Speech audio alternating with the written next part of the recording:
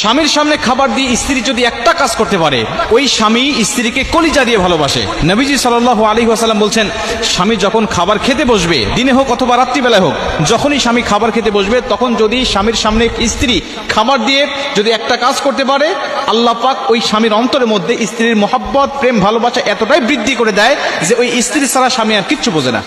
সহিহুল জামের মধ্যে হাদিসটি বর্ণনা হয়েছে এবং তাবরানী শরীফের মধ্যেও হাদিসটা এসেছে। আল্লাহ রাসূল সাল্লাল্লাহু আলাইহি ওয়াসাল্লাম আমাদেরকে, আমাদের স্ত্রীদেরকে এই কাজটি করতে আদেশ করেছেন।